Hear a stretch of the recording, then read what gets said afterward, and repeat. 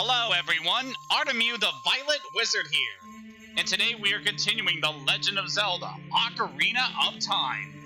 Last time we got started on our adventures in the adult portion of the game, helping things around Lon Lon Ranch as well as Kokiri Village, and then returning to Kokiri Forest in order to help out Saria in the Forest Temple.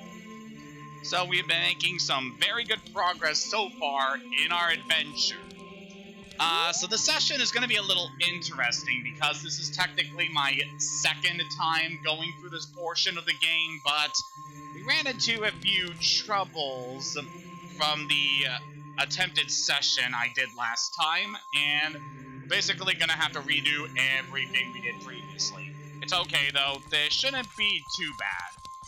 Now what I wanted to do as the first thing in this session is I want to head back to the Temple of Time in order to show off something that is now available to you after saving Saria.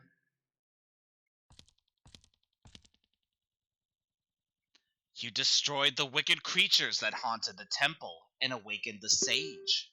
But there are still other sages who need your help. In order to awaken all the other sages, you must become even more powerful. You must travel over mountains, underwater, and even through time. If you want to return to your original time, return the Master Sword to the pedestal of time. By doing this, you will travel back in time 7 years. The time will come when you will have to return here quickly. I will teach this to you for when that time comes. The song to return you to the Temple of Time, the Prelude of Light. So we get to learn another song from Sheik.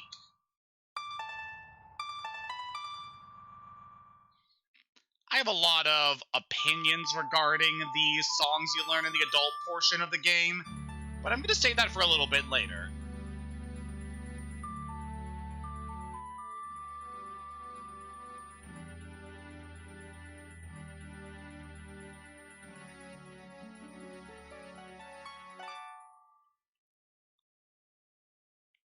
You have learned the Prelude of Light.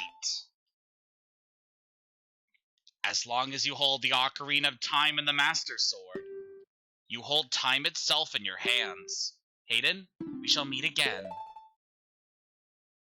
Ah, my eyes! Why do you always do this, Sheik?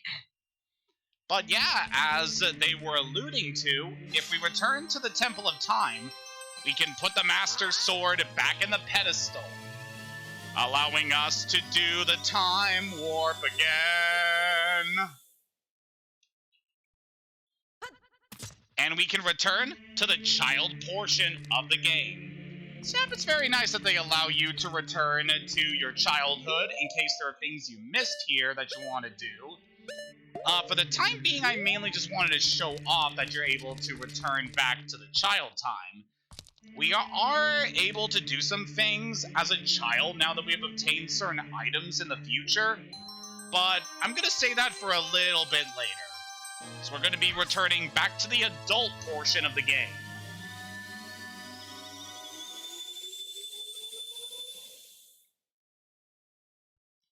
But yeah, as we're going to see going forward, it is really cool the amount of things we're able to do by quickly traveling to and from the past and future. It is quite interesting. Alright, next in our pursuit of getting back all the progress we missed. So we're going to be heading off to Ganon's castle right quick in order to take care of something.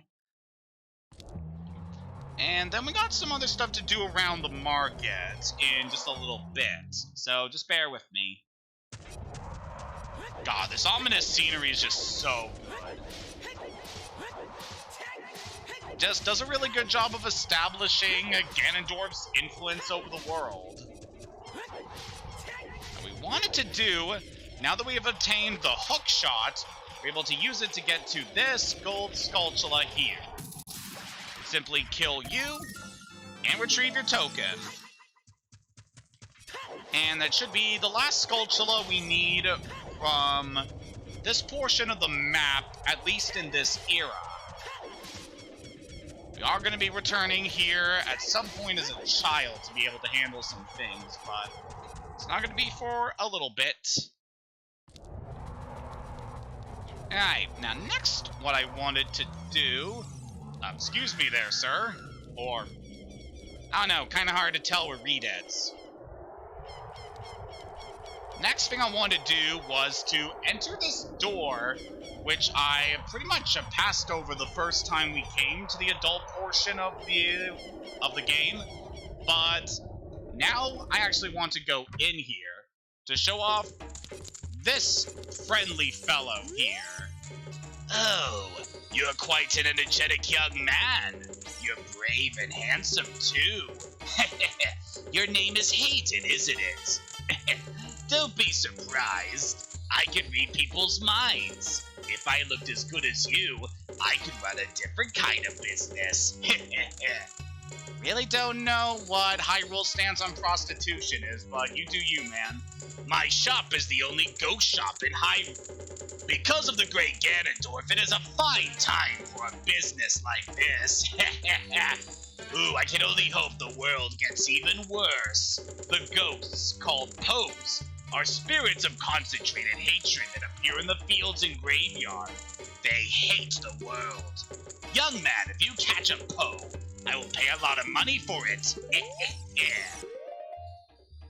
So this NPC is a little interesting.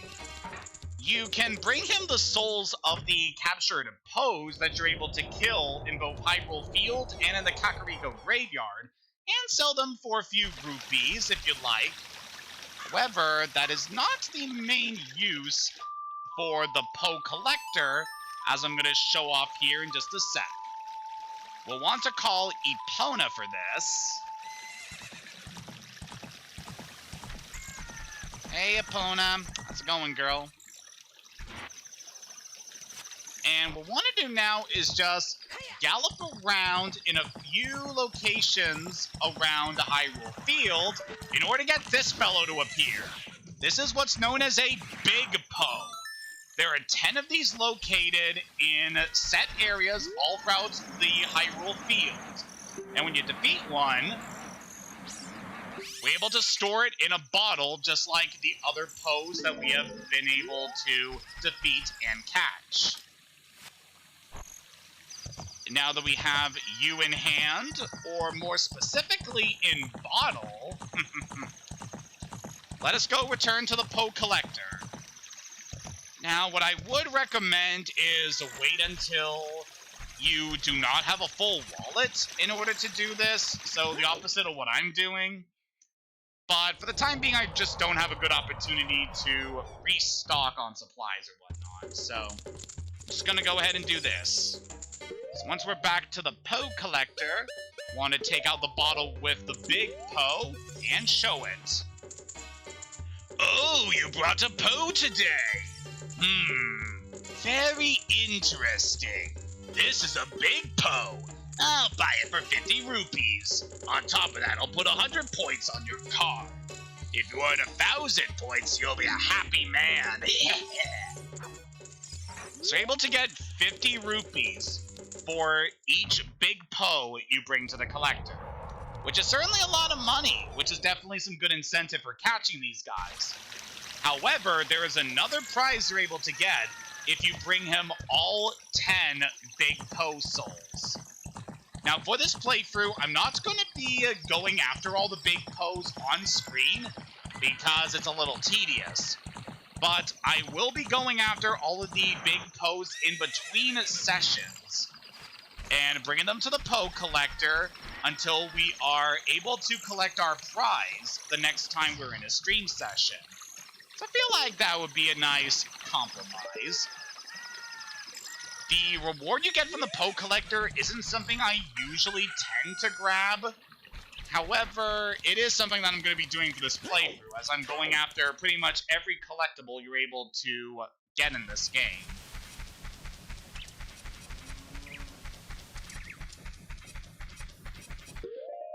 Also, because time has managed to pass while we had our little egg, it is now hatched into a pocket Kuko.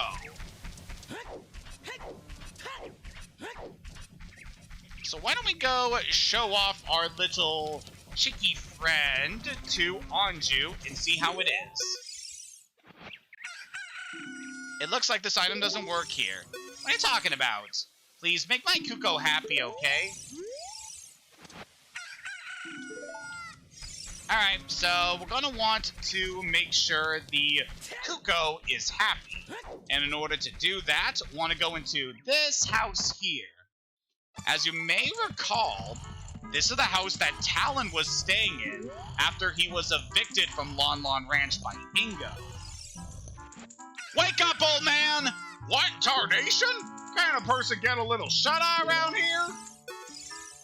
Did you say Malin? Thanks! I'm going back to the ranch then! Yeah! So by doing that, we not only wake Talon up and tell him the good news about what we did in Lon Lon, but we have also made our Kuko happy. So, let us go bring it back to Anju. Check this out. Oh, your Kuko looks pretty happy. He must awaken an extremely lazy guy. You're a good Kuko keeper.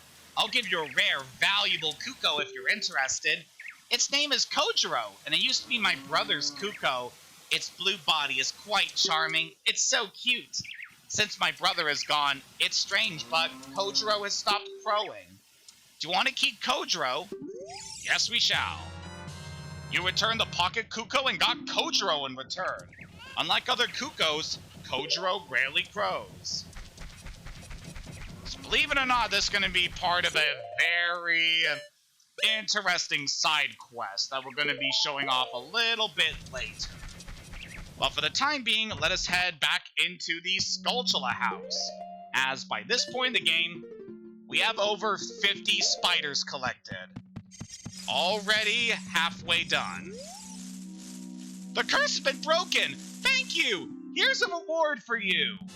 So by killing 50 gold Skulltulas, we get a piece of heart. This is why I highly recommend going after at least 50 spiders in this game.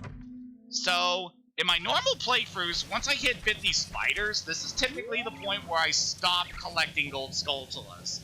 However, I made a promise to myself for this playthrough that I would be going after all of them. And going after all of them, we shall do. Again, like I said, the ultimate reward you get for getting all the spiders really isn't that great, but it will be nice to actually show it off, while also showing all the different gold Skulltula that you can find in the game. Now, the next thing I want to do is go into this building here, which was the building that was being constructed back in the child era. Talk to this man here. Do you want to play a game? It's 20 rupees per ply. Okay, this is a game for grown-ups. Hyrule's famous shooting gallery. Take aim at the targets on that platform over there. Can you hit 10 targets? You have 15 shots. Draw your weapon with B. Are you ready? Go for a perfect score. Good luck. So we got ourselves the shooting gallery, specifically the adult version of the shooting gallery, where instead of using our slingshot, we have to use our bow and arrows. This runs pretty similar to the run from the child era, with the exception that the rupees will be coming out at a little bit of a more random rate. And unfortunately, my controls are a little stiff right now, so we may be here for a little bit as I get accustomed to things here. Alright, that's good. Get that one in the middle. Alright, both of the middle ones are done. That's good. Now we just need the blue rupees. Ah, come on, just the one rupee we missed. As long as you can remember the position these ones appear, you shouldn't have too much trouble. Oh, damn it!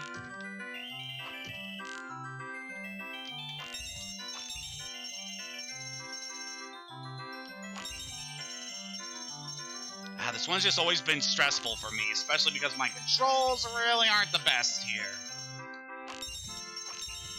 Alright, one more to go. Alright, try again.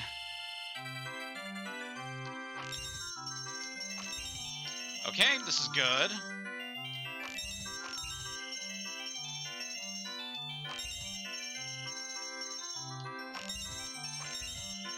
Alright, very good.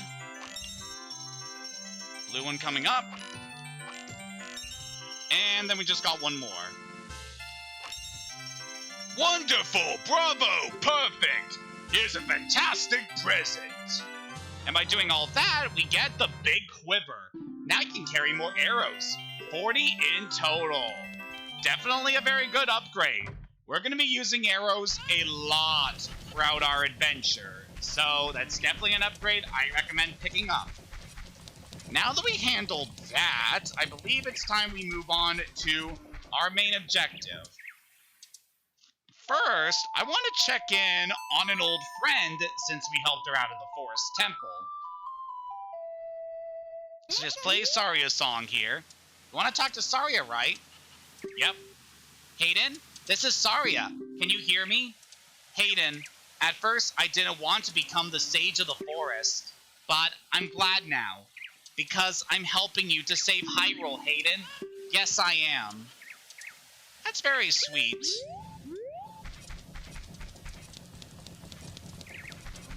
We may be walking separate paths, but we both have the best interests of Hyrule at heart. Alright, so this session is mainly going to be spent up here around Death Mountain. And definitely a lot has changed around here. A lot of this area is a lot more hostile than it was before. Got these boulders rolling down the hill. We got these big red rocks blocking the path here. It's definitely a lot more ominous than it was before. The first thing I want to do up here is hop onto this plant that we grew all the way back as a child. Ow! Well, it knocked me into the piece of heart. Yep, you're able to get this piece of heart using the bean plants that you can grow in front of the entrance to Dodongo's cavern. Now, an interesting thing about that piece of heart specifically is that you can technically get that in the child portion of the game without needing to grow the bean.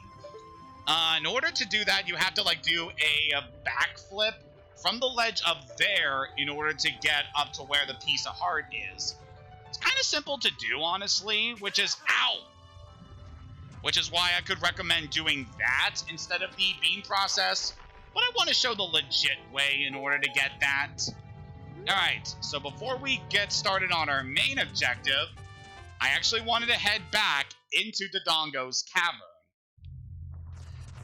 So, Dodongo's cavern is actually the only dungeon in this game from the child portion that you're able to revisit as an adult, which is quite interesting. They give you this opportunity. As we're back here in this dungeon for a few specific objectives.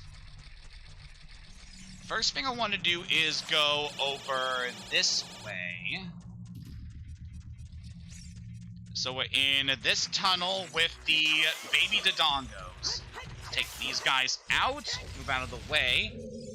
And you remember this ledge that I told you to remember from one of our previous sessions. Once you're in front of this ledge, you simply play the Scarecrow song, and that will cause Pierre to appear.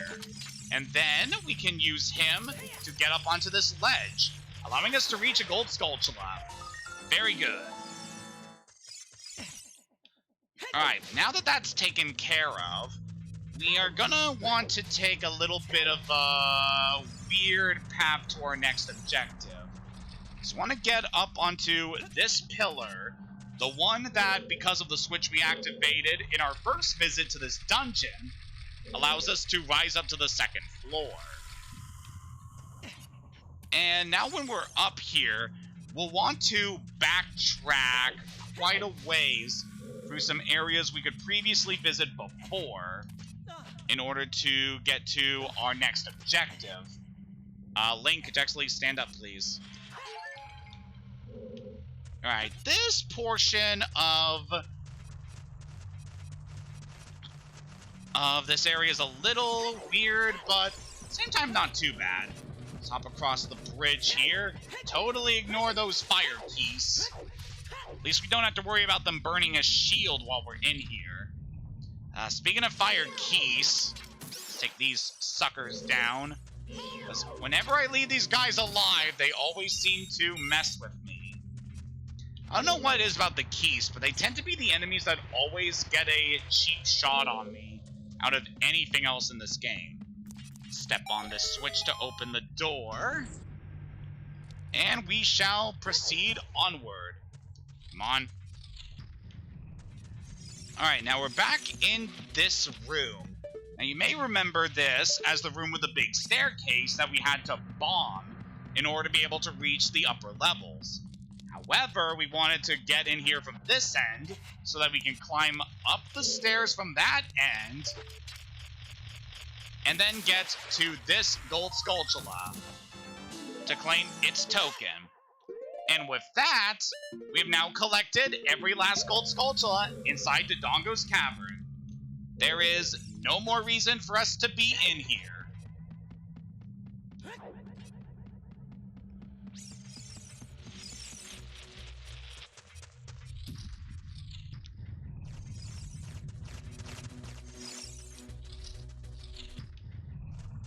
Alright, so let's make our way back to the entrance. And out.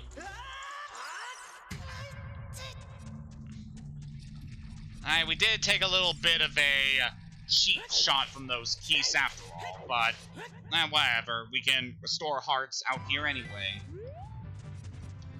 Alright, now that that objective is clear, we are gonna want to head... We're gonna want to head up the mountain now. Dodge the boulders along the way. So we're going to be heading back up to Goron City now that we have accomplished those objectives inside Dodongo's cavern. Also, just love the more dreary atmosphere of the mountain now. Like, it's all cloudy, and the clouds actually surrounding the peak of the mountain are all dark and dreary. You definitely tell this place had a touch of influence from Ganondorf. Alright, so Goron City here is looking a little empty compared to the last time we were here. We can very quickly kill that gold Skulltula with a spin attack. Then, use our hook shot to retrieve that token. Yeah, that one can be a little tricky to spot if you're not careful. Alright, now this part's gonna be a little bit interesting. So while this place is pretty deserted, there is at least one thing in here. Yep, there is a lone Goron rolling around Goron City here. And I know I could use a regular bomb for this, but I don't really see many opportunities to use my choo-choo, so thinking we could use that against this guy. Just bomb the Goron as he's rolling. How could you do this to me? You're Ganondorf's servant. Hear my name and tremble. I am Hayden, hero of the Gorons. Hey, that's my name. What? Your name is also Hayden? Then you must be the legendary Dodongo Buster and Hero Hayden. My dad's Darunia. Do you remember him? Dad named me Hayden after you because you're so brave. It's a cool name. I really like it. Yeah, I do like my name myself. It's a pretty uncommon one, I must say. Hayden, you're a hero to us Gorons. I'm so glad to meet you. Please, give me your autograph. Sign it to my friend, Hayden of the Gorons. Oh, I guess it's not a good time to ask you for this. Please, help everyone. My dad Darunia went to the fire temple. A dragon is inside. If we don't hurry up, even my dad will be eaten by the dragon. Boo-hoo. You better try to calm him down if you can. Maybe he'll calm down if you talk to him. Alright, let's ask about the dragon.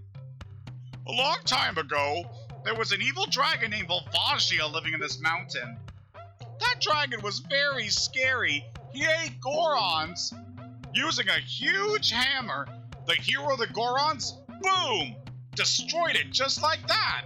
This is a myth from long ago, but it's true. I know because my dad's a descendant of the hero.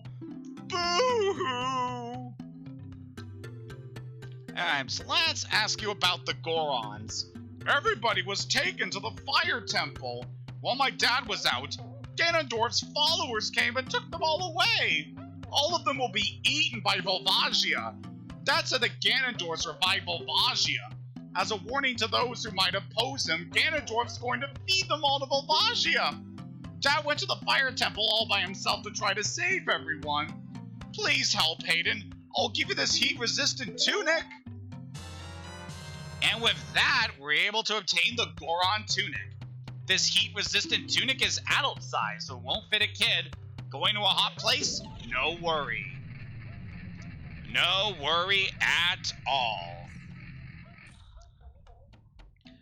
But yeah, definitely liking how they are increasing the stakes of things here with the Gorons compared to how things were 7 years ago. Well, as when we were a child, the Gorons were only in danger of starving. Whereas in this case, they are going to be mass executed by Ganondorf. Jeez, it gets so intense. But anyway, what I want to do before we head off to the fire temple is talk to this big guy who's still here. I just completed a small weapon. How about it? How about buying this knife for 200 rupees? Sure thing, bud. We got money to spare. You got the giant's knife.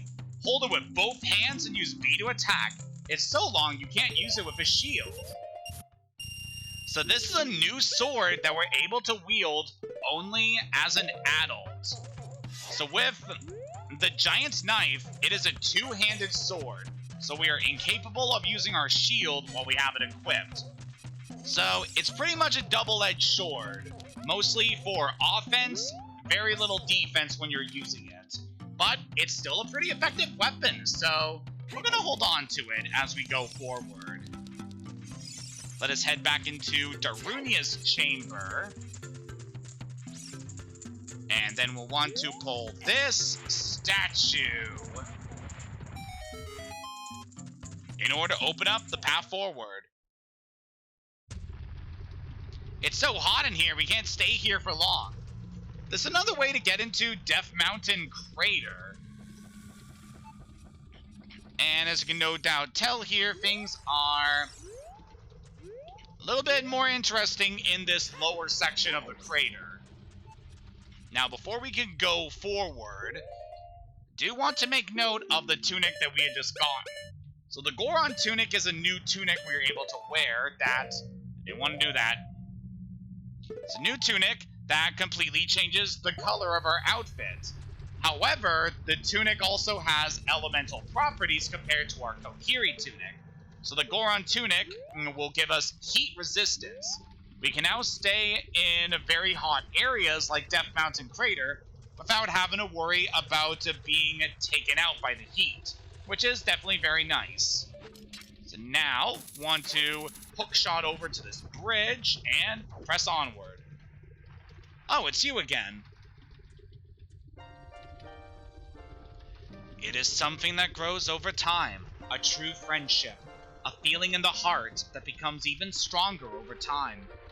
The passion of friendship will soon blossom into a righteous power, and through it you'll know which way to go. This song is dedicated to the power of the heart. Listen to the Bolero of Fire.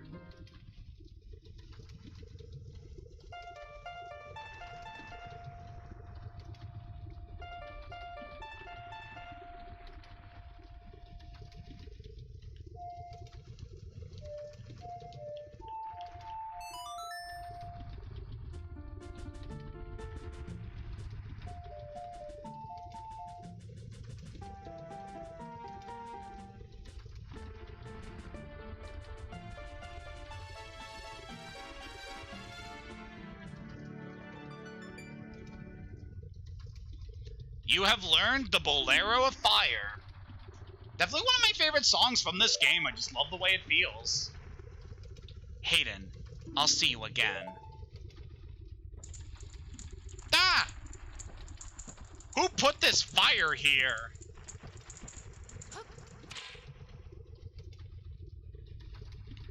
Ah, man, there's always an interruption when I want to talk to this guy. So the Bolero of Fire is another teleportation song, allowing us to return to Death Mountain Crater anytime we want. Which is going to be pretty helpful considering what I'm going to be doing next.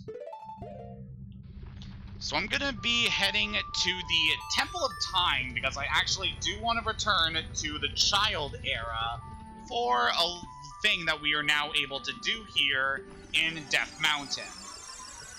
And while we're just taking care of all this, I feel like now would be a good time just to talk a little bit more about the songs you get in the adult portion of the game.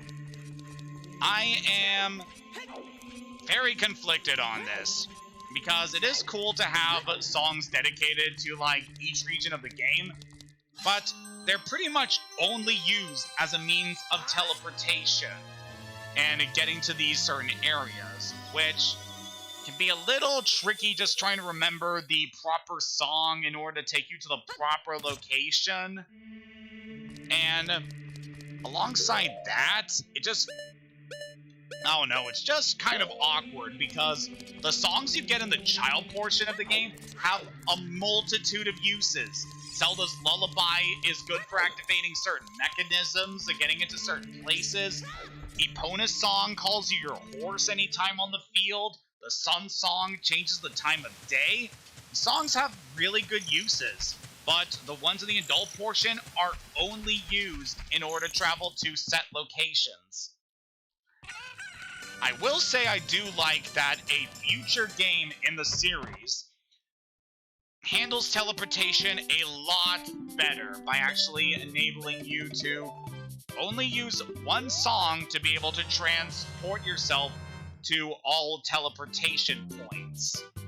So I like how that game handles it, but it's a little awkward here.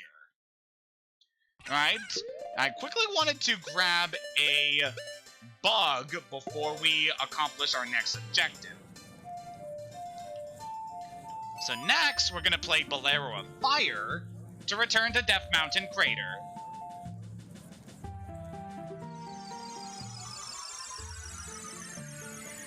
Yeah, just nobody paying attention to the kid just teleporting out of nowhere.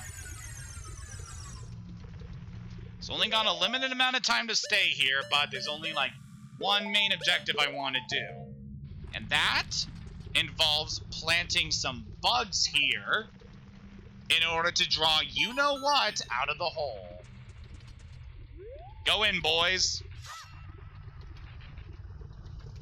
Drive them out.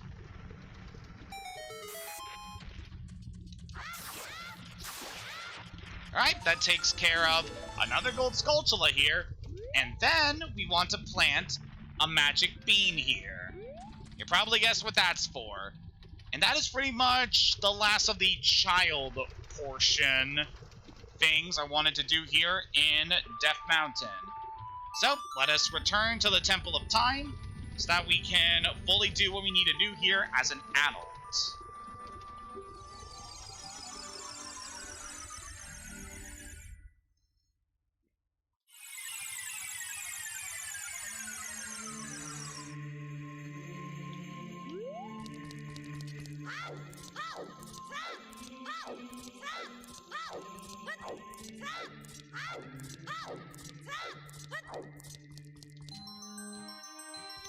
Hello, Master Sword. I have been aching to get my hands on you again.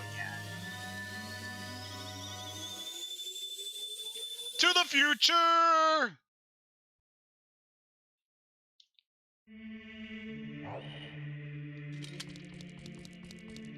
Alright, and now that we are back here, it's time, once more, to play the Bolero.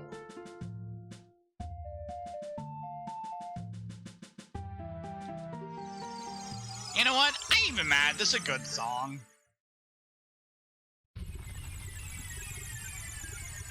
So now that we're back in Death Mountain Crater as an adult, we now have a magic bean plant, which we can ride up onto this spire here, enabling us to grab this piece of heart. Woo! It's very nice. So that should be the last piece of heart we can get here in Death Mountain. So we don't need to worry about that anymore. Woo! I just hop down. Ow.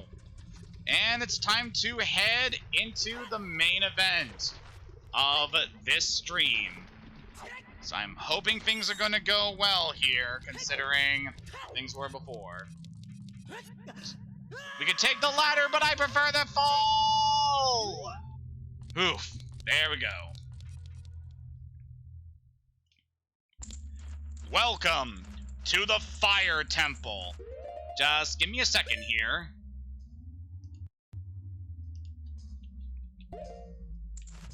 Alright, Fire Temple. This is certainly an interesting area. If you thought that the Forest Temple was complicated, you ain't seen nothing yet.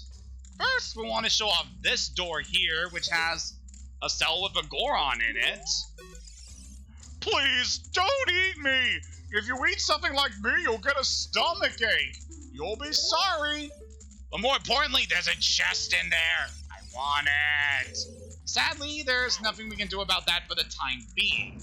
So I want to save that for a little bit later. Alright, let us head up the steps here. Completely ignore these fire keys as you do, and enter this door on the left. Well, look who it is. Who's there? Is that you, Hayden? Oh, it really is Hayden. You've grown so big since I last saw you. I want to have a man-to-man talk with you, but now it's not the time. Ganondorf's causing trouble on Death Mountain again. He's revived the evil, ancient dragon Volvagia. On top of that, he's gonna feed my people to that evil dragon as a warning to other races that might resist him. If that fire-breathing dragon escapes from the mountain, all of Hyrule will become a burning wasteland. I'll go on ahead to try to seal up the evil dragon. I'm concerned, though, because I don't have the legendary hammer, but I have no choice. Hayden, I'm asking you to do this as my sworn brother. While I'm trying to deal with a dragon, please, save my people. The prisoner cells are in the opposite direction. I'm counting on you, Hayden. So nice to see Darunia here once more, fighting to help his people. I want to quickly hop across these platforms here and step onto this switch, enabling us to free this Goron. Hey, bud. Are you releasing me? Am I free to go? I'll tell you a secret for saving me. In order to get into the room where Darunia went, you have to do something about the pillar stuck in the ceiling. Find a path that leads to a room above the ceiling right away. Definitely something we're gonna need to remember for later. If we open this chest here, we get a small key. So the main gimmick of this dungeon is that while we're going through it, we're going to need to rescue all of the Gorons that are in prison here in order to proceed onward. Definitely a very nice little way of mixing the story and the puzzle elements of this area together, with us working to save the Gorons as they will naturally allow us to make progress in our journey. Alright, so while we're up here, we have some pots here, one of which contains a fairy, and I do believe there is another fairy in one of these pots, so we'll go ahead and get you out so that we can recover some health. Alright, so now that we have obtained that, it's time to press onward. Yeah, we're going to be here in the Fire Temple for quite a bit. This is a considerably large dungeon, as we are going to see going forward. But now that we have this key, we can now open this door and proceed onward. Now, while we're going through here, I do want to note that I highly recommend wearing the Goron tunic you get from Darunia's son, as the Goron tunic will protect you from overheating in rooms that have lava in them. So pretty much any room like this where there isn't any lava, it's safe to walk in without risking it. But stepping out into any room that has lava will start a countdown, which will lead it to death if you are not wearing your tunic or have a fairy. Are you releasing me? Am I free to go? Here's a secret for saving me. A wall that you can destroy with a Goron's special crop will sound different than a regular wall if you hit it with your sword. That's definitely another good thing to keep in mind. A lot of walls that you're able to break with bombs will make a different sound than the ones that your sword are just unable to get through. Alright, now let me save that guy.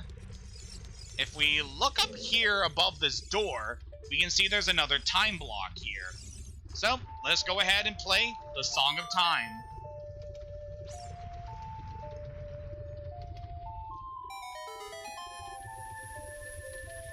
And doing that covers the door we were just in, which is why I recommend going through that door first.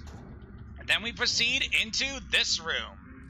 It's got a few hazards in here.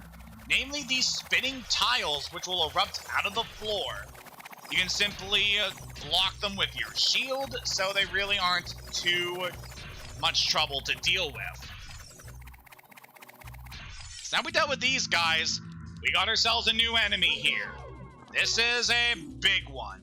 Like, an enemy that eats shields and certain clothes. Beat it quickly to get your gear back. Thankfully, one stab from the giant's knife is enough to kill this guy, and it drops quite a few rupees. Now, the like is a very annoying enemy if you're not careful. Those big, gelatinous masses, if you get too close to them, they will swallow you for a couple seconds before spitting you out. Now, the thing about like-likes is that they will consume whatever shield or tunic that you have, besides the Kokiri tunic, which is not expendable. And you definitely don't want that to happen. Also, there are new bubbles here. Guard against attack with your shield. They're really not too bad. They just jump out of the lava from time to time. But besides that, they're really not too much trouble to deal with. Really do not appreciate you blasting me there. Let's go ahead and unlock this door here. We're not going to go forward in this room until a little bit later, but it's good to unlock the door at least. Alright, now I want to head onto the other side of the room that we did not go to before. So like a lot of these platforms we have over the lava, some will rocket to different sections of the map, while others will sink into the lava when you step on them. So it's good to make use of those platforms when you can. Alright, so over here, as was hinted at by one of our Goron friends, we are able to blast certain walls apart, exposing the door over here. And there's another Goron for us to save. Hey, bud. Are you releasing me? Am I free to go? I'll tell you a secret for saving me. There are switches in this temple that you have to cut to activate. But you can also use the Goron's special crop to do the job. We'll definitely want to remember that for later. The Gorons here definitely give you good advice, so talk to them when you can. And that gets us another key. Yeah, most of the things you get from the Gorons you save are keys, which honestly is just fine as they are good to make progress through here. Alright, so want to hop over here now, and we'll just need to make our way across to where we need to go. Alright.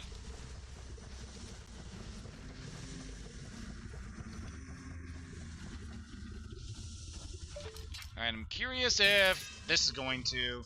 Wow, really? I mean, it's made of wood, so I would expect that to be able to Okay, we can just simply jump onto that ledge. Never mind.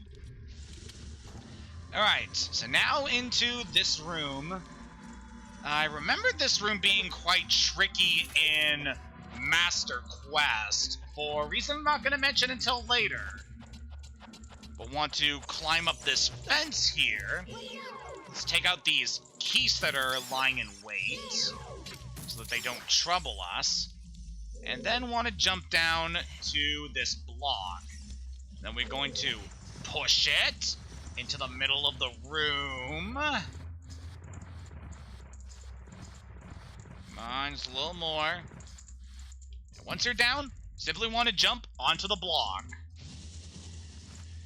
And it gets rocketed up by the Pillar of Flame, allowing us to get up here. Alright, so now we got this room, which introduces some new enemies for us to face. So this guy is Torch Slug.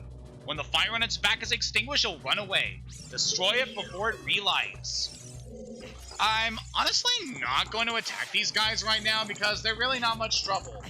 They move very slow, and when they do spot you, it takes a while for them to actually attack you. So, yeah, we're going to hold off on dealing with those guys for now. I do want to make note that killing those guys can be pretty helpful because they are guaranteed to drop magic pots when you kill them. So, it can be good for replenishing your magic here.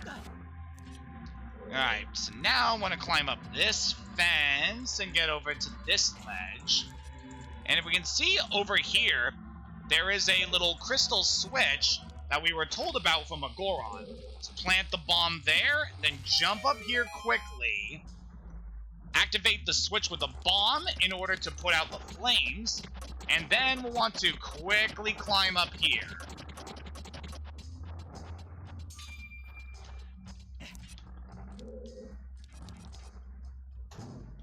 Alright, so now that we're done with that, we are in quite an interesting area. So this room is pretty much one giant maze.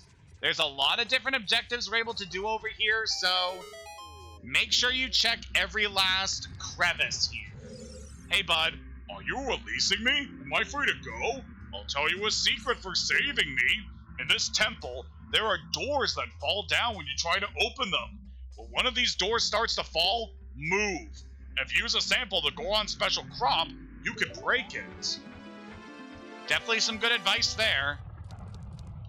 That is definitely something you'll want to consider for later. We grab our obligatory key from this Goron. Then we will press onward. So we're good with the objectives on this side. So I want to head over here. Dodge the boulders. Definitely feel like Indiana Jones when going through this dungeon in the best possible way. Now I believe want to bomb this wall here, exposing another gold Skulltula.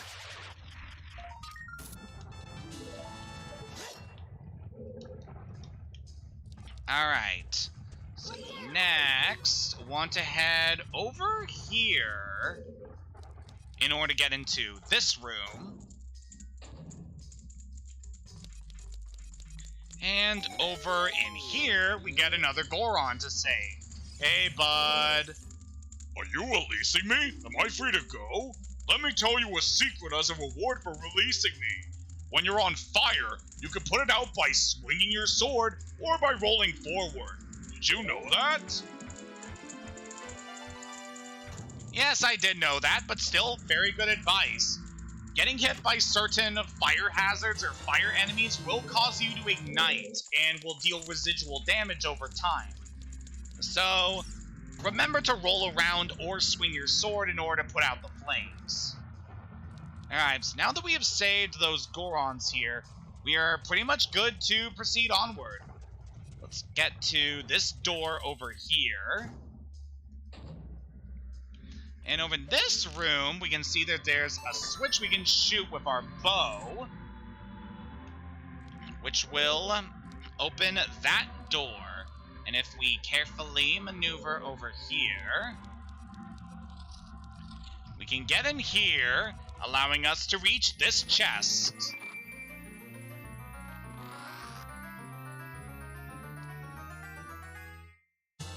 And that contains the dungeon map, which is certainly helpful because this place is massive.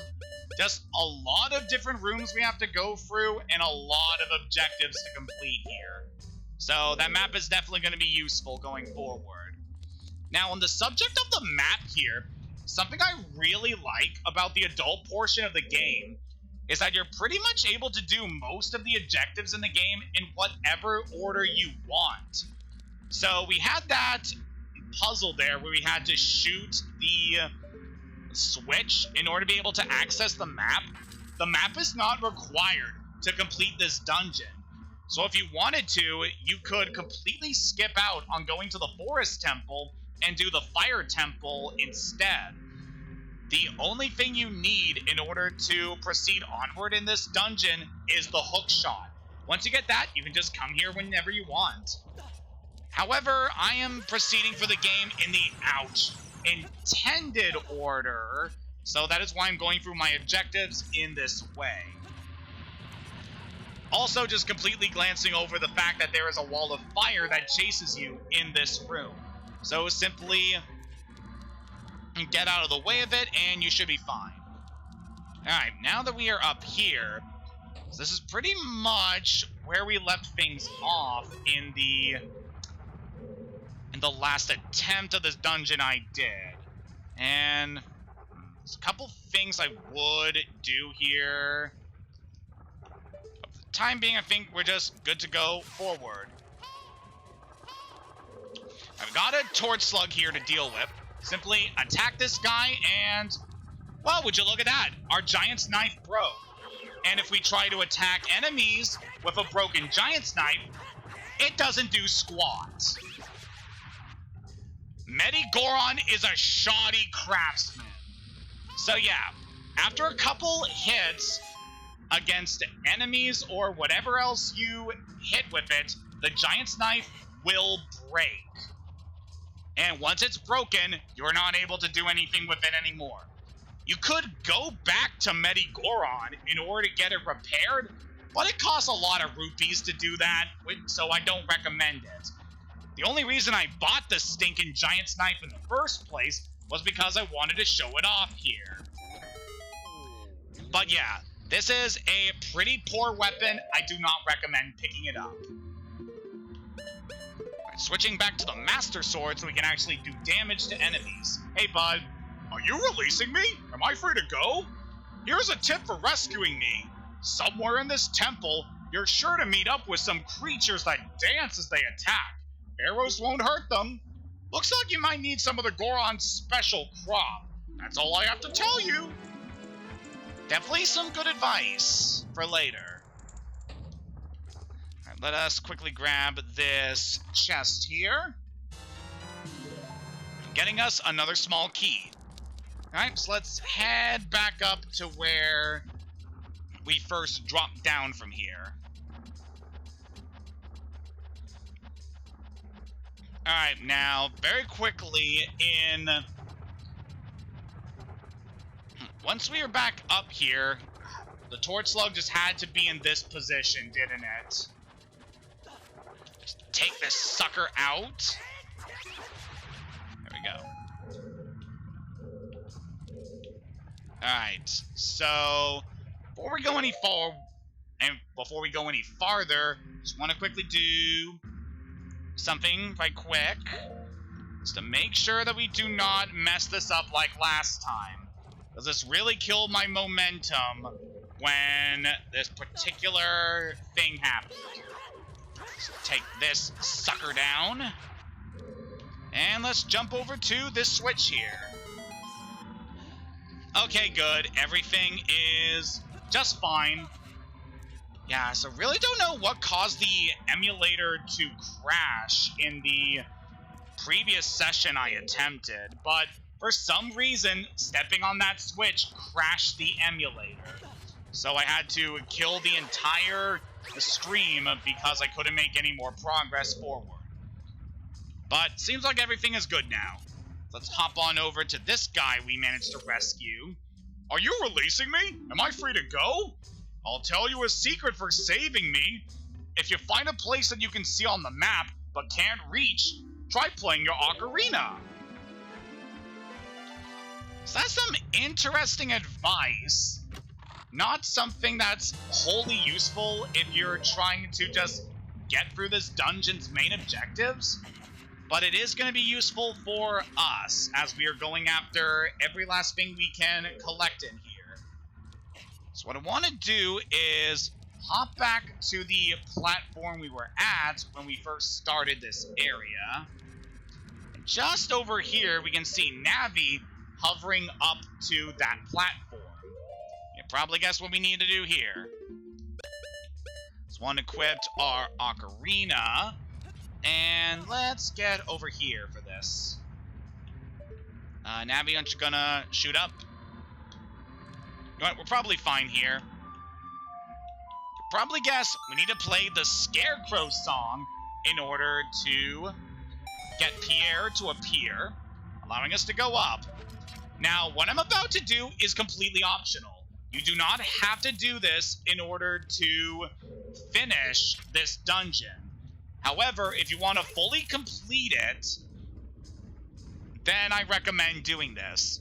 It's going to be riding up this platform in order to get up here. And just double checking to make sure there's nothing else in this room we need.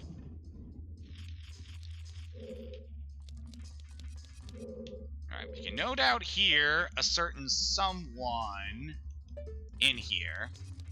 So climb up this.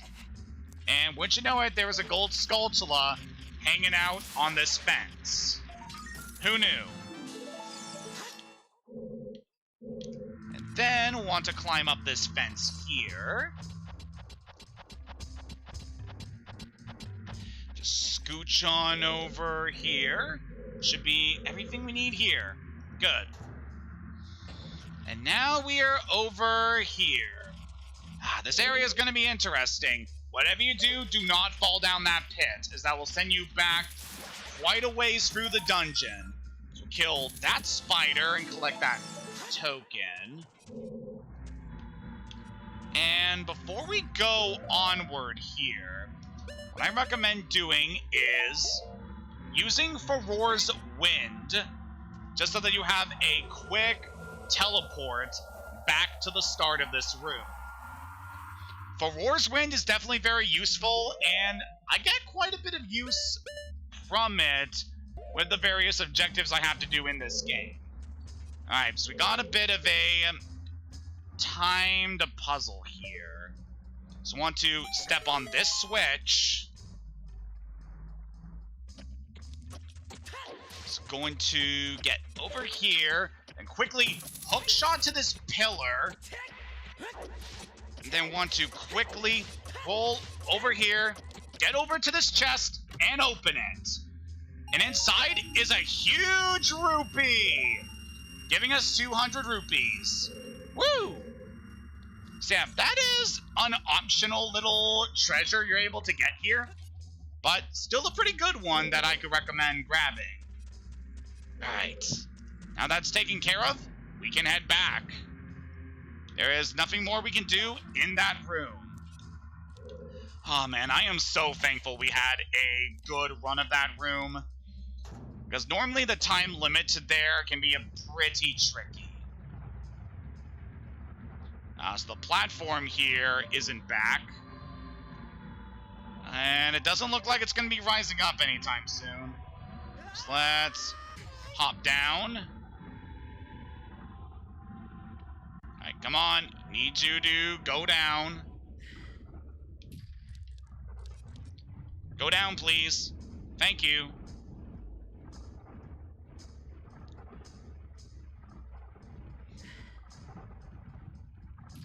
So now that we've taken care of all that, we jump down back to this platform, and we're going to be going back for this door.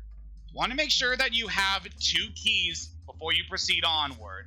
Jump back here, which will cause the wall of fire to come up again. However, we are now able to go over here, and then you jump up onto this ledge here. And then we can proceed onward.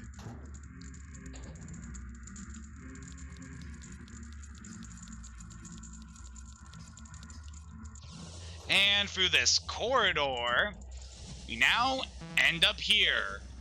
So this is a pretty big room. A lot of things we can do here.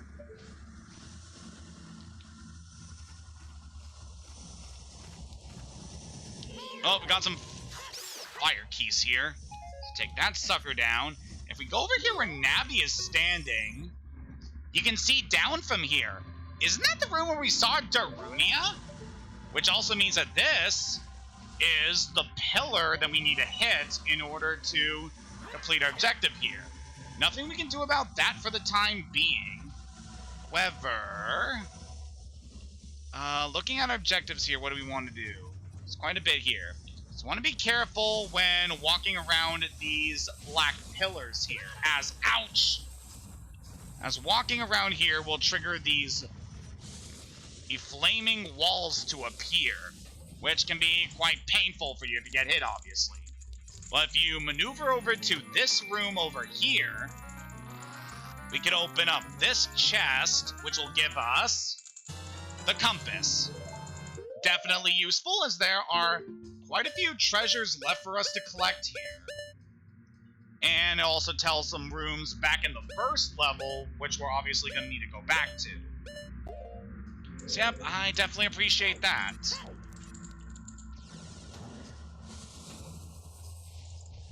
Alright, so for next major objective here, let's let these boulders pass by here, and want to maneuver over here.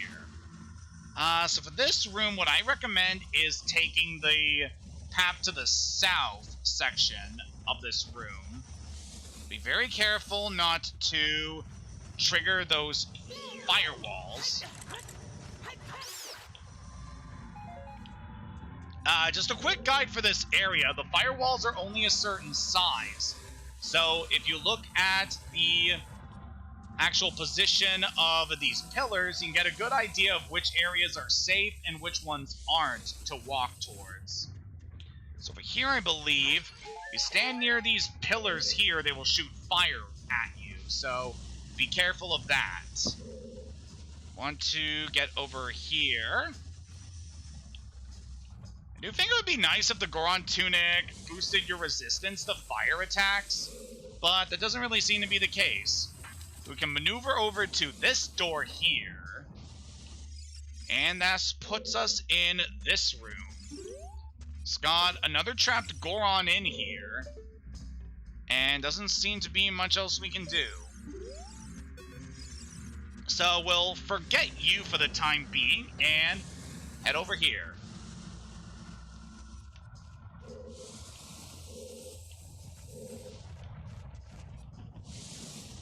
Oh, fire keys. Take that. Not gonna blindside me this time. Alright, now this room is a bit interesting here. Okay, I just want to make sure I have the confirmed path going forward. Then want to go over here and press this switch. That caused the wall of fire to go down, allowing us to quickly rush back over here in order to get here. Good. So you quickly crack open these pots here to collect anything that could be useful. Not really a whole lot that's useful. Oh, hey, a door. Ah! It's a trap! So yeah, those are those doors that one Goron warned us about. Do not try to open them, because they will hit you.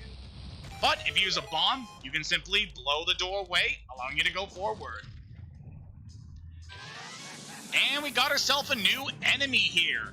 The mid-boss of the Fire Temple. Flare Dancer. Extinguish its flaming clothes first. So to deal with this guy, the best way of handling the Flare Dancer is pretty much to use the hook shot. When you do strike this guy, it will cause his flames to scatter across the room, which can be a bit tricky to deal with. If you leave him... Yep, you'll scatter his flames. Just want to keep whacking him with your sword. Spin attacks are pretty good here as they have a lot of range, and he's a very small target. Once you deal enough damage, he obviously returns back into the flame in the middle so that he can refresh his flames. Alright, just one more round should do it. And on the final hit, he will inflate and explode. Wow, we were not good at taking that at all, were we? But yeah, with that, we have managed to dispose of the Flare Dancer. So now let us hop up onto this platform, and it will shoot back up. Very nice. There's nothing in here we need to worry about. So let us press onward. So got another one of these switches here. So let's climb up this fence, and then want to plant a bomb. Stand right close to this fire here. And then we can get up it.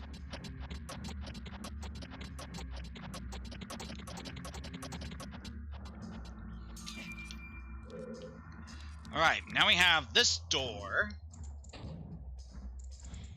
And we got another room similar to the one we were in before.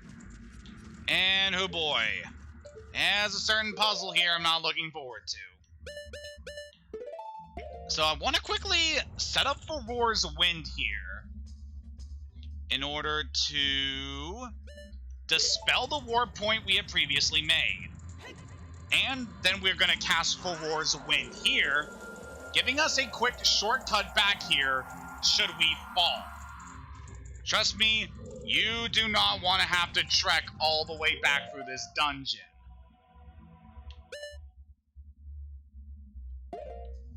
Alright. Just want to quickly get up here. You can see some fire keys flying around here, but I'm not going to worry about them.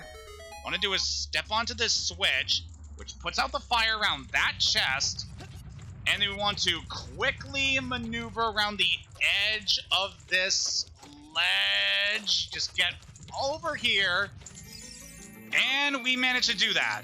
Ooh, that is a very stressful thing to get through, so I'm very glad we managed to get through that. But with that, you found the Megaton Hammer. Press C to smash and break jump. It's so heavy you need to use 2 hands to swing it. So we got another 2-handed weapon, very similar to the giant's knife we had before. Don't really want to demonstrate this against the keys here, but yeah, the the Megaton Hammer is a weapon. And quite an interesting one. It can make a shockwave along the ground, but it's a pretty slow-moving weapon, wouldn't you say? What even a purpose is there to this thing? Quite a few uses, actually. Because it is so heavy, if we were to stand on a platform like this and then hit it, it causes enough force to knock it down. And we can also smash apart these statues here. So yeah, quite a lot of uses for the Megaton Hammer. Whoa, a lot of keys here. Took care of both of them. And we can use the hammer over here, just knocking down all these stairs. Now, next thing I want to do is grab this crate, and we're going to bring you down over to this switch.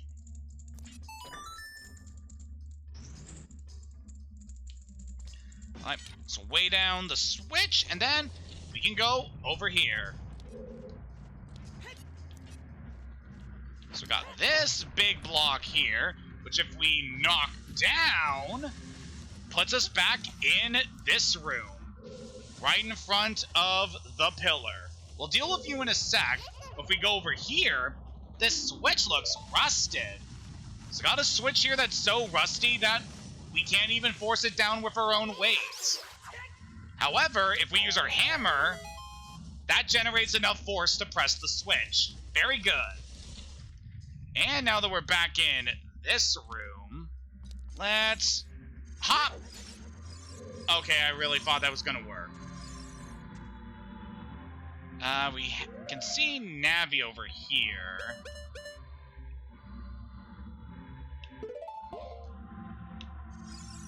I think over here we're in range to do this. I want to play the Song of Time in order to move that block we saw. Yep, we can do that. Good. Now that we move that block, we are now able to access this section of the room, allowing us to hit that rusty switch in order to free this guy. Yeah, you need to have the Megaton Hammer to be able to free this guy. So it's all coming together. Are you releasing me? Am I free to go? I'll tell you a secret for saving me. A door's hidden inside the statue at the entrance of this temple, but the Goron special crop won't work on it. Don't you have anything stronger? Yes, we do, sir. Now we can open up this chest, giving us another small key.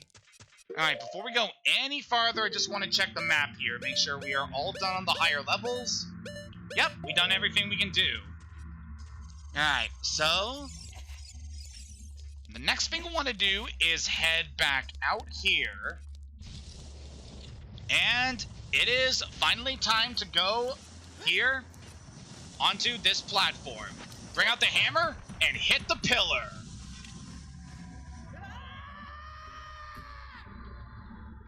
So that now puts the pillar here in this room, giving us access to the room leading to the boss. However, we do not have the boss key yet. So how are we going to get that? Well, if we head back into this room, this puts us back at the entrance to the dungeon. And if we head over this way, on this side of the room, there's this statue here that we cannot deal with before. But now that we have the Megaton Hammer, oh, you jerk, get back here.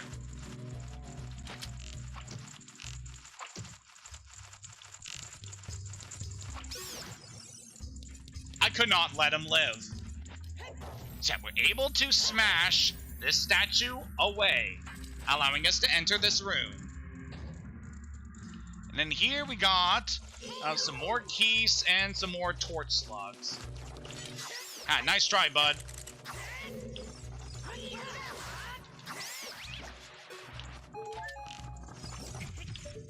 Ow. That's one of the few times I have actually managed to allow torch slugs to hit me. That's crazy. Definitely want to take that keys out before it gets into the torch and turns back into a fire keys. What about you guys? You want to play? Ha! Take that.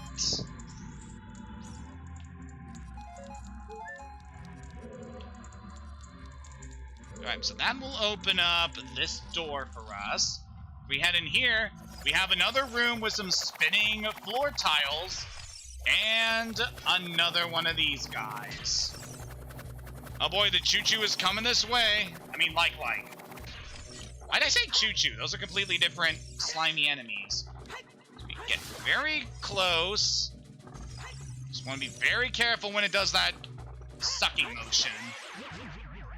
But yeah, 2 hits from the Master Sword's enough to take care of the lights. Ooh, we got a red rupee from that. Very nice. Take out this gold Skulltula here. And claim your token, which I believe... Yep, that's the last gold Skulltula inside Fire Temple. Very nice.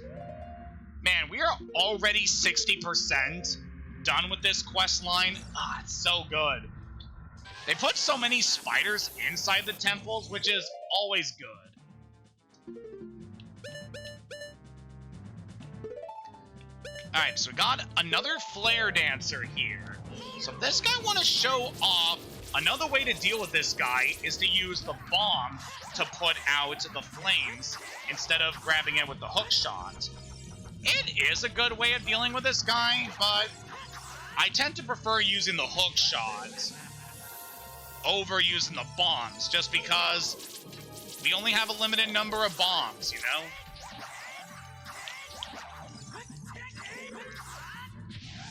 Alright, now that guy's moving on to his final phase.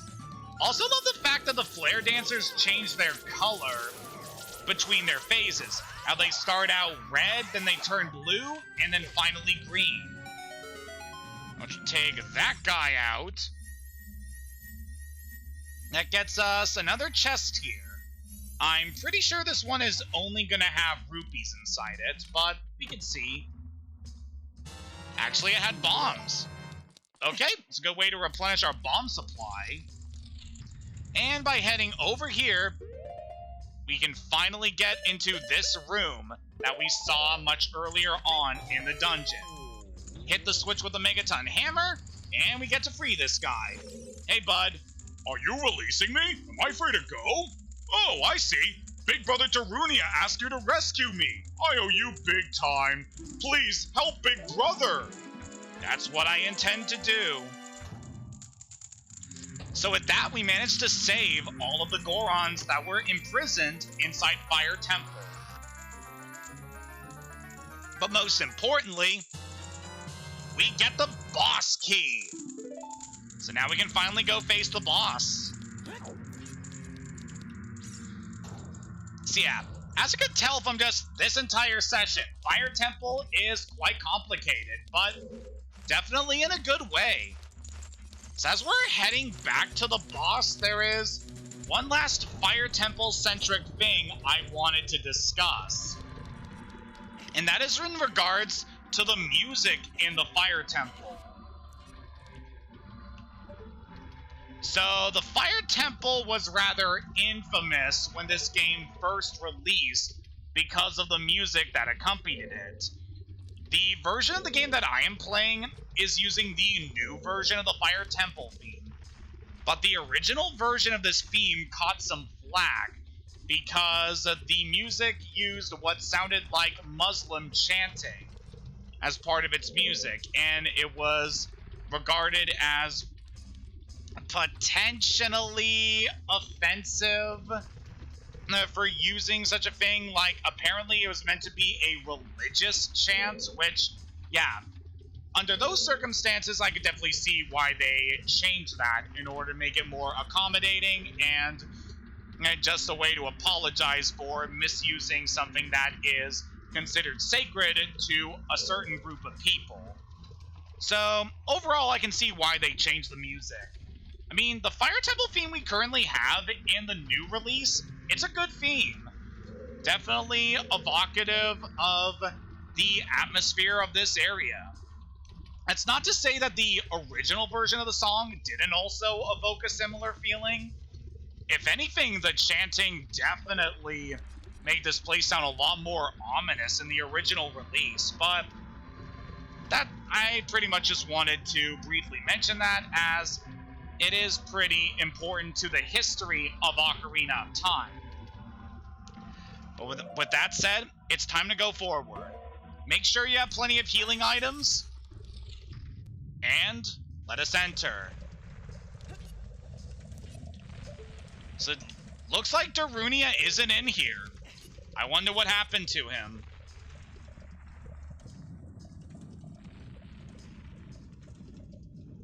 Uh-oh.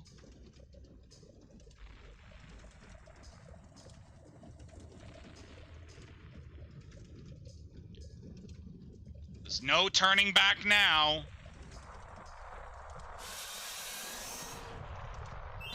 Subterranean Lava Dragon, Volvagia.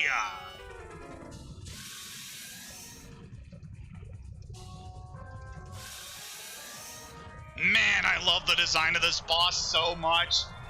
Also the fact that it reuses the boss theme that played against King Dodongo, kind of connecting the different bosses you encounter on Death Mountain together. Volvagia, it's the boss of the Fire Temple revived by the evil king. I don't know its weak point. I, however, do. So Volvagia will hang out at these holes within the center of the platform. If you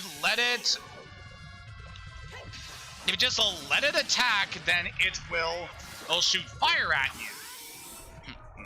However, when it is poking its head out of the holes, you can simply hammer it away using the Megaton Hammer. Do that, and you're able to stab at the serpent with your sword. Afterwards, it will come out of the holes and then fly around the sky, in which case it will try to aerial bombard you with flames. While it's in the air, however, you are able to shoot it with the bow. So that is another reason that I could recommend upgrading your quiver so that you have plenty of arrows for dealing with this guy.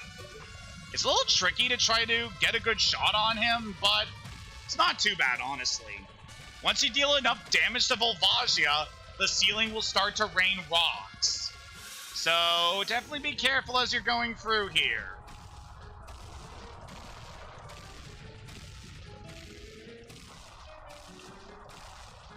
Alright, we should be pretty close to finishing off the dragon now. Come here, big boy. Alright, shall have one more phase in the air, probably.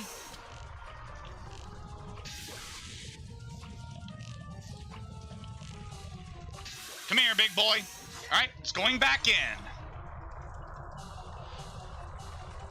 Honestly, not too bad of a boss. It can deal quite a bit of damage to you, but overall, it's still pretty good. It has a lot of different attacks to use. It's just such a cool design. I love the music. The area that you fight it's very cool. Yeah, this is a great boss fight.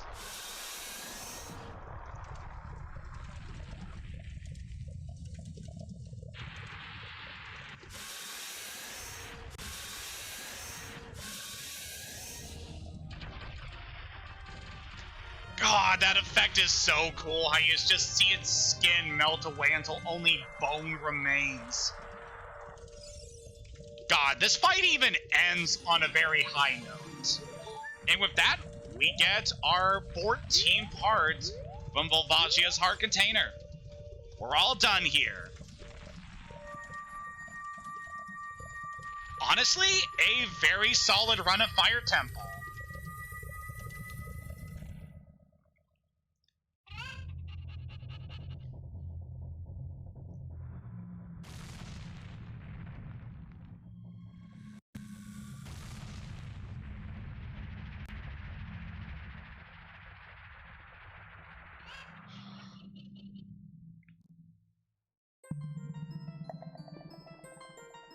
The Chamber of Sages.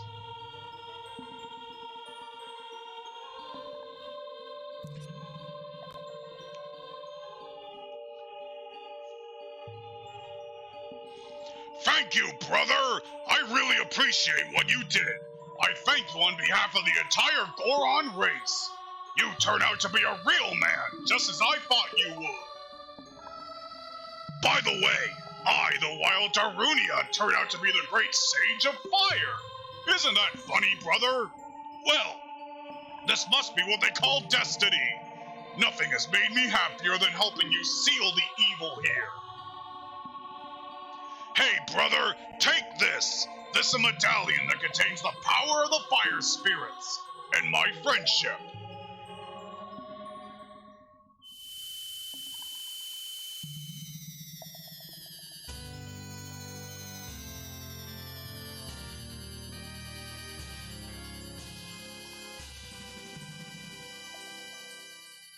You receive the Fire Medallion.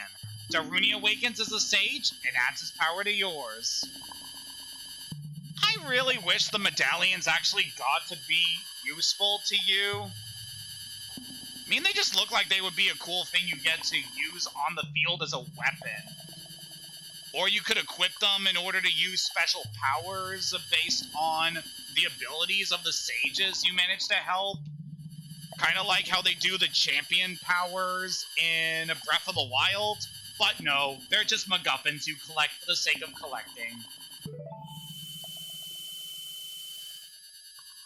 Don't forget, now you and I are true brothers.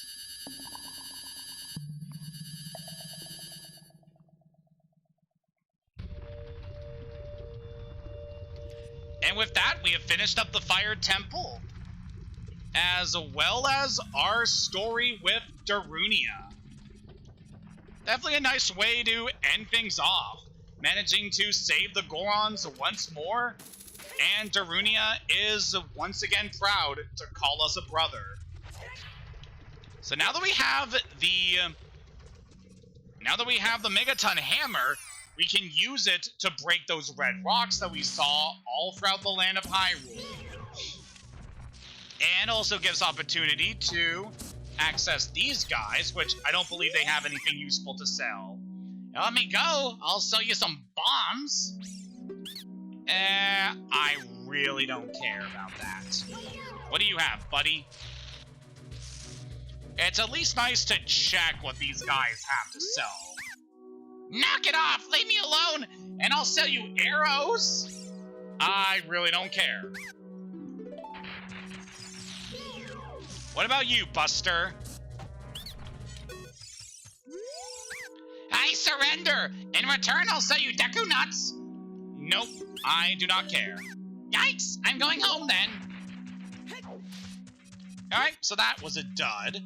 However, there are a couple more things that we're able to do here around Death Mountain and Goron City that I want to do now that we have completed the Fire Temple. Namely, I want to come over here, where we can see this cave entrance behind these rocks. You need the Megaton Hammer in order to be able to break it open. And inside is a Great Fairy's Fountain. We haven't seen one of these since we were a child. So, let us summon the fairy.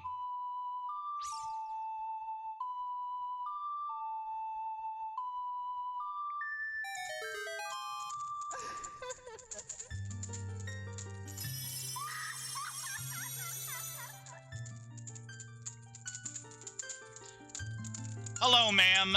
Could you please tell me where you get your wardrobe from? Like, do you get that from a tailor or a gardener? Welcome, Hayden. I am the Great Fairy of Wisdom. I'm going to enhance your magic power. Receive it now.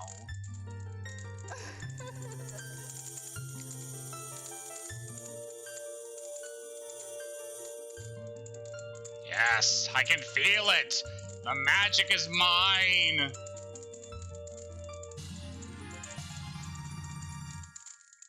Your magic meter is enhanced. Your magic power has been enhanced. Now you have twice as much magic power. When battle has made you weary, please come back to see me.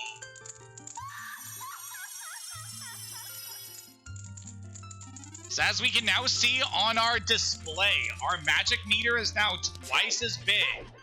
And we're able to use magic a lot more effectively. That's a very good upgrade. I highly recommend picking that up. But now, I want to head back over this way to the top entrance of the crater, as there's some stuff we're now able to do that I would like to get to show off. I believe we've done pretty much everything we can in the crater, at least for the time being, so let us head this way. Back up at the top of Death Mountain Trail. Let's go over here. Whoa, that is a big guy. Look at this absolute unit of a Goron. My brother opened a new store. It's Many Goron's Blade Store. However, I am better at making blades. Hylian carpenters praise me for my skills. I'm not lying. So apparently this guy is a better swordsmith than Many Goron. I'm gonna hold you to that, good sir. But yep, this gigantic fellow here is the aptly named Big Goron. He is quite awesome, as we're going to see much later on in this game. He's going to be very useful to us at accomplishing our objectives. For the time being, what I want to do here on Death Mountain, well, first thing I want to do is change the time. So I want it to be nighttime for the next objective I want to do here. Alright, but now that it's night, I want to take our hammer and smash this rock here, exposing a hidden gold Skulltula. So that one only appears during the adult portion of the game, so be sure to pick it up now. And I don't believe there are anything else around here. Alright, so next thing I wanted to do, let's hop down here, and then want to go over this way, over to where we found the bomb flower as a child. So over here, we can break this boulder, revealing another gold Skulltula. And I believe with that, yep, that is the last gold Skulltula we can find around Death Mountain. So you only get that symbol there if you get every gold Skulltula that can be found on Death Mountain Trail, Death Mountain Crater, and inside Goron City. So definitely remember to pick that up. Okay. So with that, we pretty much accomplished everything I wanted to do on Death Mountain for this stream session. So I think now would be a good time to get started on some other side objectives that we can do at this point.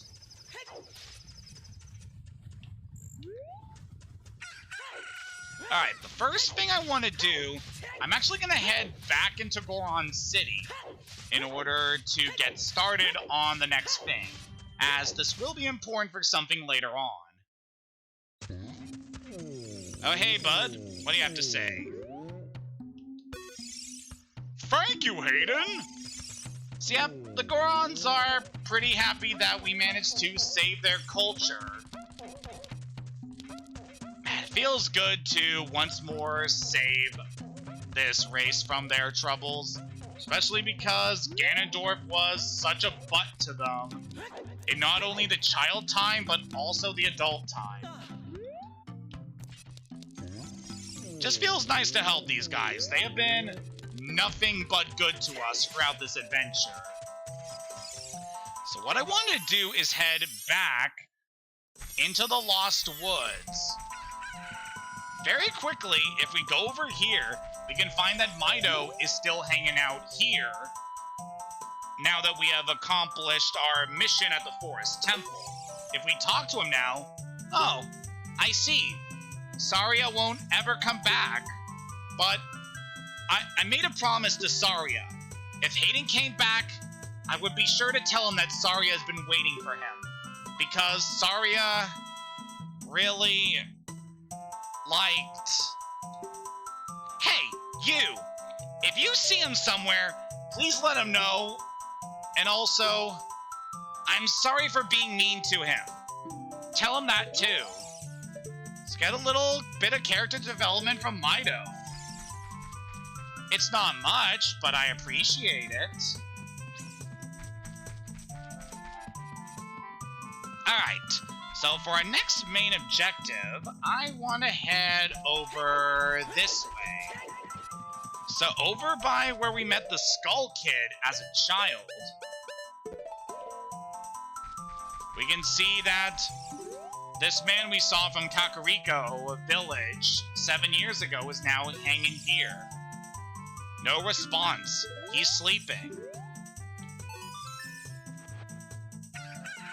Kojiro? Why? Normally, only a nice guy like me can tame you. Which means, you must be a nice guy. Must be. You must be. Please, Mr. Nice Guy, please, deliver this stuff to the old hag in the potion shop at Kakariko Village. This will disappear if you take too long, so you gotta hurry. Okay. You got an odd mushroom. A fresh mushroom like this is sure to spoil quickly. Take it to the Kakariko potion shop, quickly. So we now have a timed objective. We need to deliver this mushroom to Kakariko Village within 3 minutes. Thankfully, we have everything we need to be able to accomplish this objective. First, we can ride this bean plant, giving us a shortcut to Hyrule Field that we wouldn't have been able to access otherwise. And now that we have Epona, we can play Epona's song to be able to call upon our horse to take us over to Kakariko Village in a shorter amount of time than we would have been able to do on foot. So yeah, Epona here, definitely useful for these kind of missions. I highly recommend getting her from Lon Lon Ranch before you get started on this quest line. Now that we have you in tow, we just want to head on over to the village.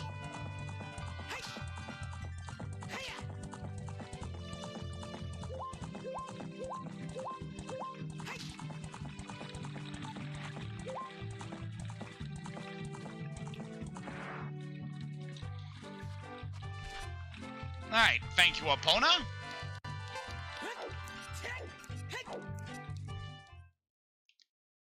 Alright, so now that we're in Kakariko, want to head into the old lady's potion shop, which can be accessed from the potion shop in town. Just want to quickly head up the steps, and then we'll be heading over this way. Then we want to go through here, head into the back, and then over here. Then we'll go into this door, and here we are. Excuse me. What a mysterious smell! You must have something. Yes, I do. That bum, he had to go get into the forest. I see. Hey, give it to me now. Sure. So this is a callback to some moments in A Link to the Past and Link's Awakening, where you can grab mushrooms in the forest in order to give to a witch. If you see that fool, give this to him. It's the strongest medicine I have ever produced. However, this potion will not work on a monster. You received an odd potion. You don't know what's going on between this lady and that guy, but take it to the Lost Woods. They say that there is no medicine that can cure a fool. I guess that's true. And I believe if we talk to her now, ultimate potion, how about 100 rupees? So we're able to buy a potion from the old lady here. I believe you need to give her the mushroom in order for her to be able to sell this potion. I do not know if there's any other objective you need to do in order to get this. But yeah, she's able to sell a very good potion that only costs you 100 rupees. So the potion she's able to give you is a blue potion. It basically is a combination of the red potion and the green potion all in one bottle. It is really good. Pretty much the best healing item in the game. And I'll highly recommend picking those up for later.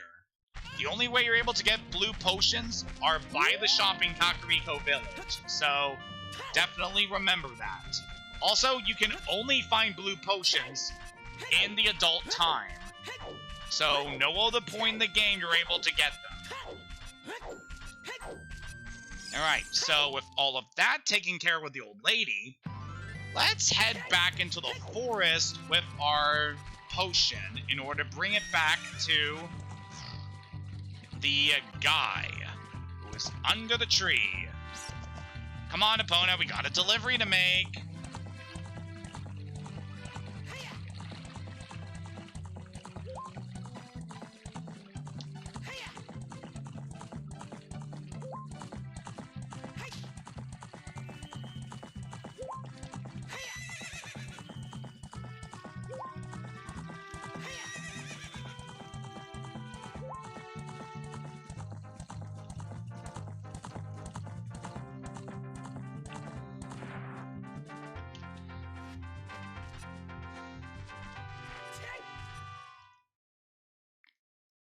Alright, back in the forest.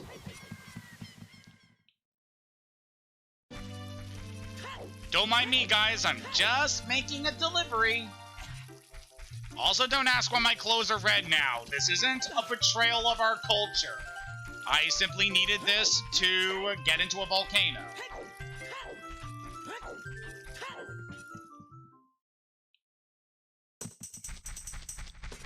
Alright, now we just gotta go through here and deliver this to... You're not the guy. That guy isn't here anymore. Anybody who comes into the forest will be lost. Everybody will become a Stalfos. Everybody, Stalfos. So, he's not here anymore. We were too late.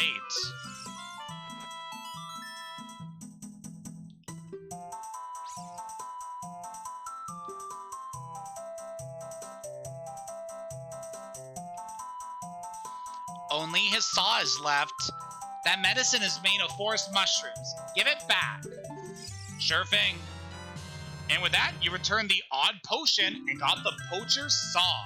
The young punk guy must have left this behind. Are you going to be too?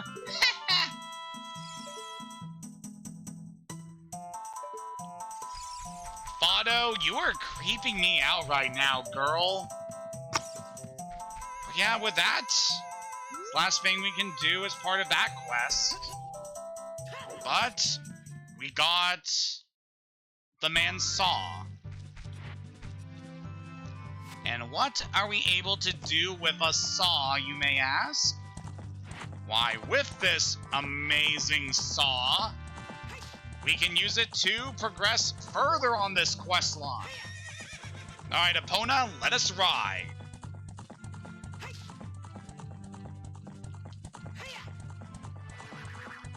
Ooh, there's another big Poe here. You can go ahead and shoot this one down while we have the chance. We're gonna need to empty one of our bottles for this one. But it is nice to at least knock off another big Poe so we don't need to catch this one later. Get into my bottle, you.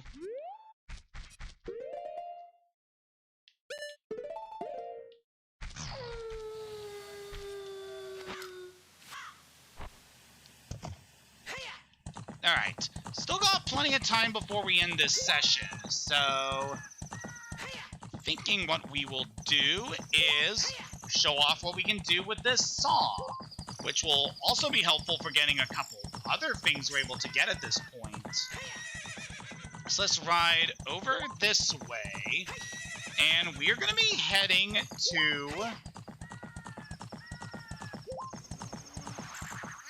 Oh, I could hear another Poe.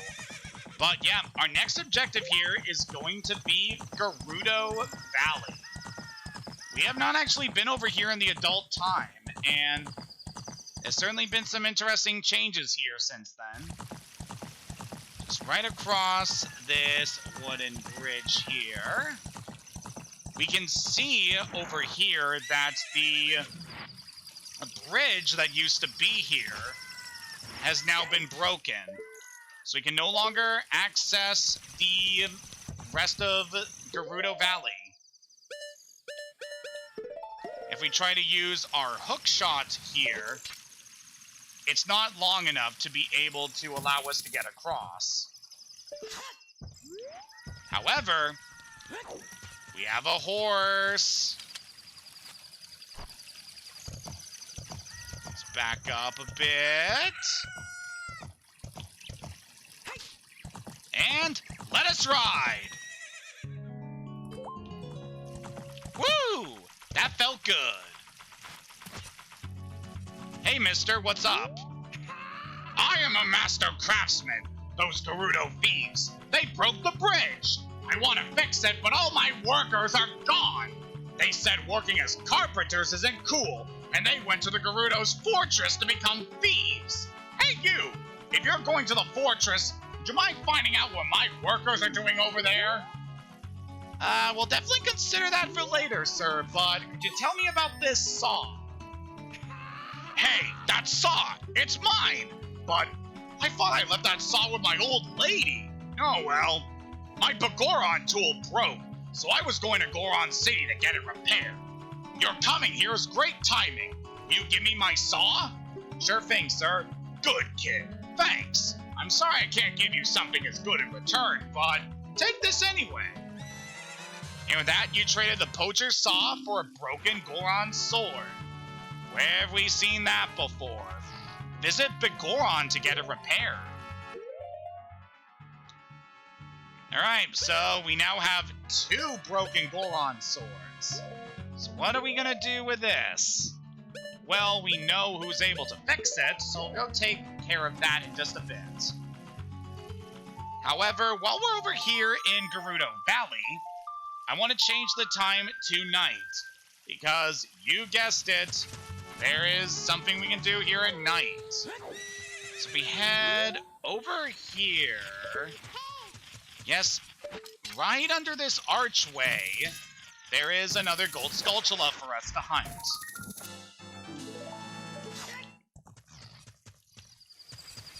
Also these big rocks here, but I really don't want to deal with those. If we head over here, behind the tent of the carpenter, there is yet another gold Skulltula for us. And with that, I believe... Yep, that is the last gold Skulltula in Gerudo Valley. Yes, Navi? An arctic wind is blowing from Zora's river. Do you feel it? I mean, we're all the way over here by the desert, Navi. I can't exactly feel that right now. But if we head into the tent of the carpenter, look who it is. I'm the wandering running man. I run all over this land in search of competitors who have a true killer instinct. I came here to run for the haunted wasteland, but doesn't look like good timing for that. Though I want to go back to Hyrule Field, the bridge is, well, you can see it from here. So I'm stuck here inside this tent. I don't think I can accept your challenge right now.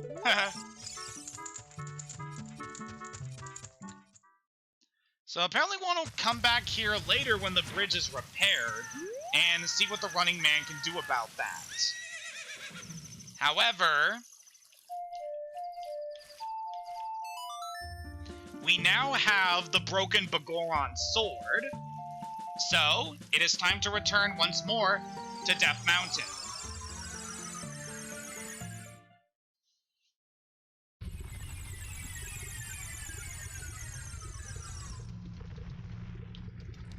I'm actually going to take the magic bean plant, because this should be able to take us up to the ledge up here. Yep. It's a good shortcut back to the top of the mountain.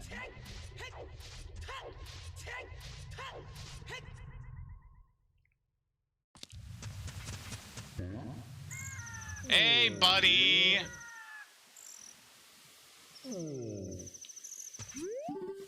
What's up? My brother, blah blah blah blah, all that stuff we heard before. Hey, buddy, I got a broken sword I need you to fix. That broken knife is surely my work. I really want to repair it, but because of yesterday's eruption, my eyes are irritated. There are fine eye drops in Zora's domain. You will find them if you go to see King Zora. Please go get the eye drops. Sure thing, dude. So we checked in the broken Goron sword and received a prescription. Go see King Zora. So yeah, Goron is in no condition right now to be able to repair the sword. So we're gonna need the help of King Zora to be able to fix this guy's vision. Oh man, I feel you on that, buddy. I have an eye appointment again in a few months, and that's gonna be fun. Okay, before we finish things up in this session, there is one last thing I feel like doing. So, let us quickly warp over to the Temple of Time. Because now with our current set of equipment, there is something we're able to do over by Hyrule Castle.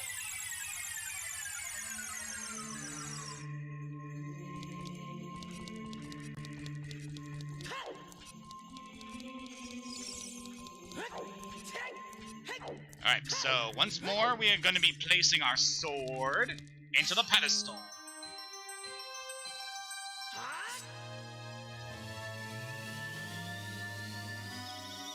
And at this point, since we're mainly dealing with a lot of time travel shenanigans, I feel like now is just as good a time as any to mention this. So, over the course of the last... So, during this week, I have actually been playing a game that I have been really excited to get to play for quite a few years now. And I really don't have a good excuse for not playing this until just recently. But I have finally been playing Chrono Trigger after all of these years. And yeah, without really going into details of why, this is easily one of my new favorite games of all time. Just, God, it's so frickin' good. Just, it's amazing what that game is able to do with the concept of time travel. Very similar to what we have in this game.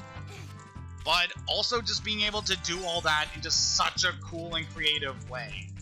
Like the various ways you're able to impact the worlds and have that effect going to a different time I'm in the world and seeing the impacts of your actions.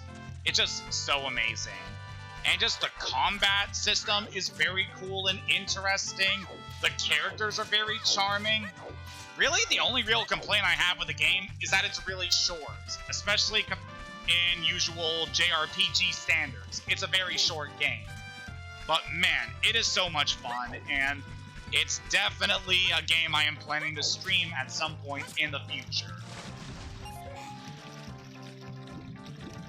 With that said, I'm probably going to be taking a break from the game for the foreseeable future, but I am hoping to finish it sometime this year, as it is one that I am definitely excited for completing, as well as a game I am excited to eventually stream here one day.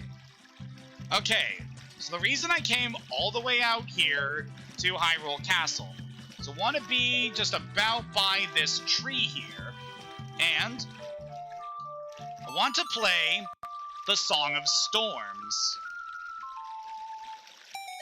as that causes this pit to open up here. So an easy way you're able to tell the location of these holes is if you have the Stone of Agony and the Rumble Pack available. Otherwise, you're not going to have an easy time remembering the locations of these various things. Alright, managed to fill up on our rupees here. And we also got a Sheikah Stone we can talk to.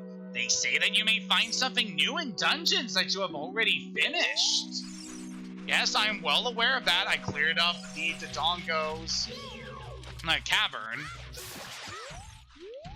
Alright, we had that guy there. And if we go over here, we have another Skullwalchula, and then we have a Gold Skulltula.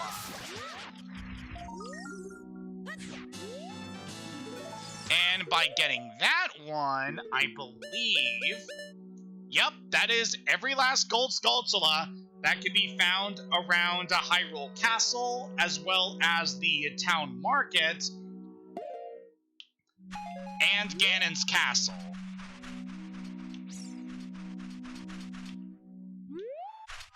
Feel really good about collecting that. Alright, is there anything else I wanted to do before we close off this session? Well, we could deliver the Big Poe. I don't really need to do that at the moment. So I'm just gonna head to the Temple of Time, and then we're gonna close off this session by getting back into the adult portion of the game.